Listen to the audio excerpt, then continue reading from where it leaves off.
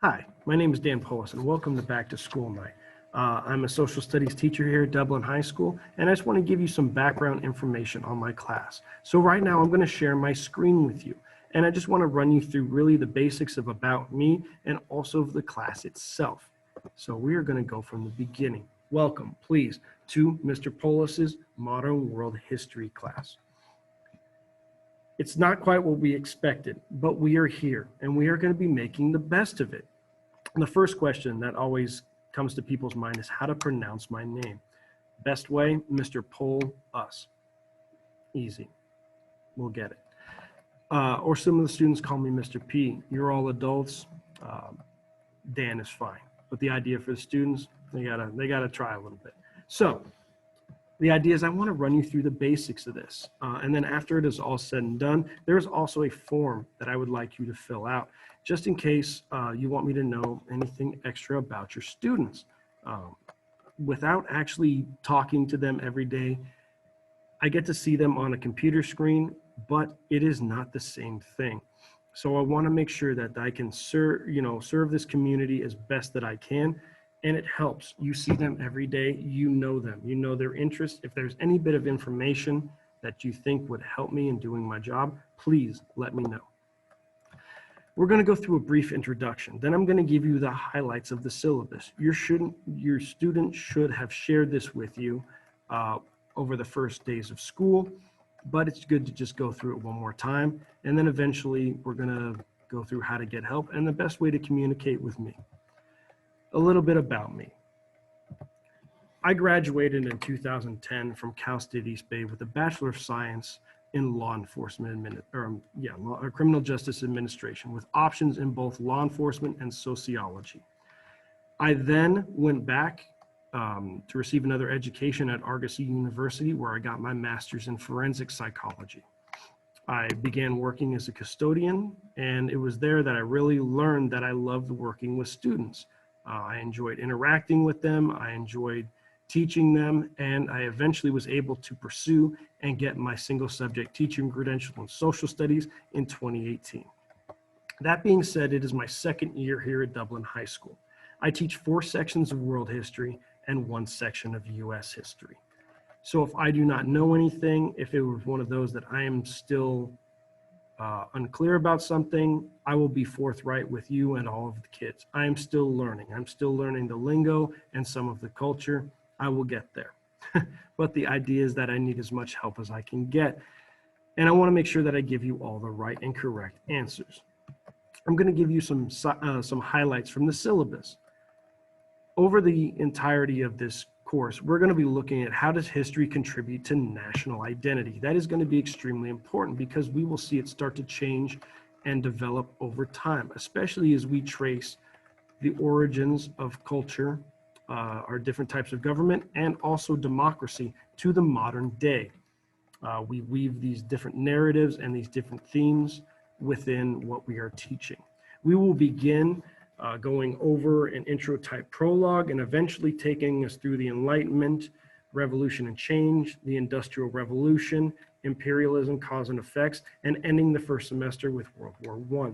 When we come back, the second semester will be the Russian Revolution, the rise of fascism, World War II and the Holocaust, the Cold War, and also the Chinese Revolution. And these will all, this happens frequently. This will all lay the foundation for different modern world history issues. The idea that we will trace their origins and we will eventually see how we got to where we are today. I apologize, but I think it's really important you see that too, because this is how it happens when I'm actually teaching your students. The lights will go out. That being said, there are 2 different forms of learning that we are really focusing on this year. There is synchronous, that is stuff that is happening at the same time with students within the classroom. And then there is also asynchronous, where students are a little bit more self-guided and able to go off and do things on their own. It's important to make a distinction between the 2. Synchronous is happening in real time within the classroom. Asynchronous is more of a self-paced, self-guided learning style. That is more of almost a college-based element. Time management is going to be key. Students work at their own pace, they complete their work, they turn it in, and then we come back to an actual group type setting. When we break it down, These are the grading elements for this class. It is consistent across all sections of world history here at Dublin High School. Assessments, tests, quizzes, and papers are all worth, total combined is worth 30% of the grade. Projects and discussions are worth 30% as well. Synchronous and asynchronous assignments are going to be worth 30%. And then eventually participation and citizenship. Is your student here ready to participate daily? That is going to be a key factor. For making up tests and quizzes, the expectation is that if a student is absent with a excused absence, they have the amount of time that they were gone to make up the test.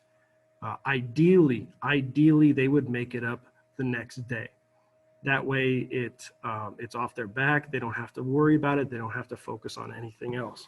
But if they miss multiple days, the absence is cleared. They will have no more than that number of days to make up the test or quiz. If they don't make it up within that time frame, or if the absence is listed as a cut, then they get a 0 on the test or quiz. Best practice is if a student knows that they are going to be absent, email me and we can work out when to take the test or quiz. That is the best option. Communication is going to be huge. And the best way to reach me is via email, but I also have different office hours I will show at the end.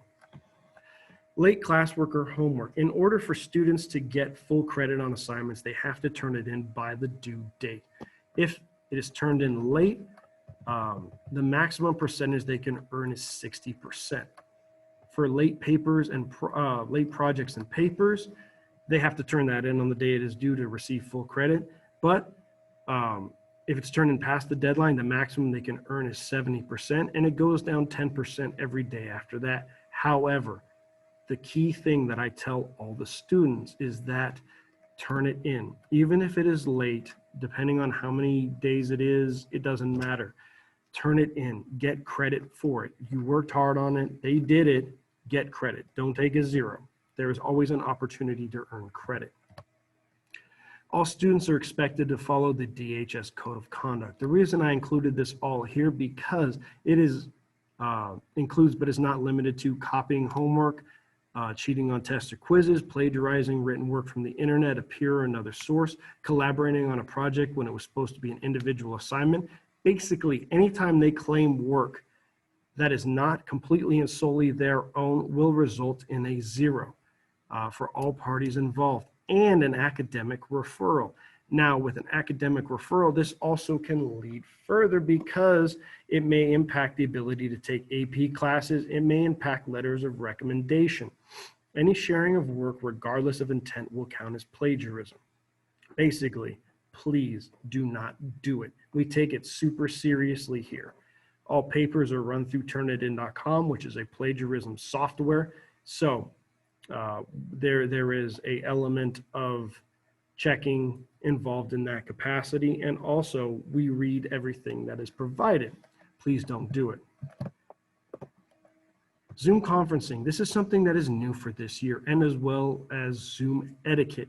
The expectation is that students are going to attend every session and be on time and stay there the whole time.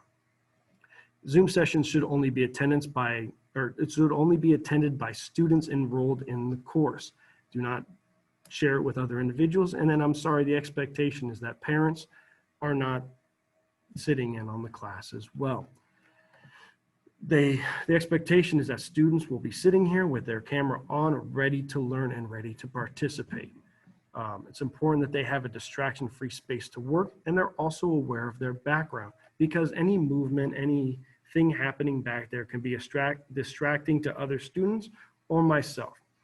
This is a whole new world, so it's just important to kind of take these factors into account. They must have their cameras on for the entirety of the session. If you need any help, whether it be your student or yourself, please, please, please email me. I tell students, ask me in class, be your own advocate. If there is something you do not understand, unmute and ask, or type it into the chat. The idea is that I want to help. And without being actually in a physical classroom, sometimes it's a little bit difficult to find the voice. They need to, and I know they have it. I know they can. All of my information is presented on the Canvas website. I have since done away with the classroom website, but once we actually come back, I will utilize it more. Canvas is going to be your prime go-to element. Or email me at polisdaniel@dublinusd.org. I will try my best to respond as quickly as possible. I also have directed intervention sessions. On Mondays, it's from 1:10 to 1:40. Wednesdays from 10 a.m. to 10:40 a.m. Thursdays from 1:10 to 2:30. I also have open office hours, or you can make an appointment with me. Say, Mr. P, your students will say, Mr. P, I need to talk to you, and we will schedule a time. That way, there's no conflict, there's no guess. I will be open. They will get my full undivided attention. Or if students need help, they can go to the Hub and work with a tutor. They go to the Hub website, and then they sign up, and it goes from there. That's Monday through Friday, 9 a.m. to 2 p.m. And also Monday, Tuesdays, and Thursdays from 4 p.m. to 8 p.m. They have extended sessions. The idea is that I want to make myself as available as possible, but I also want to be as effective as possible for you and your students. So if you have any questions, please email me. I look forward to meeting all of you, to talking with many of you, and eventually when we get back into the classroom, meeting your student or meeting your kids, your students, your children in person. I'm really excited, and I know that it's going to be a great year. So thank you all for your time. Have a good rest of your evening, and we will hopefully hear from you soon. Thank you.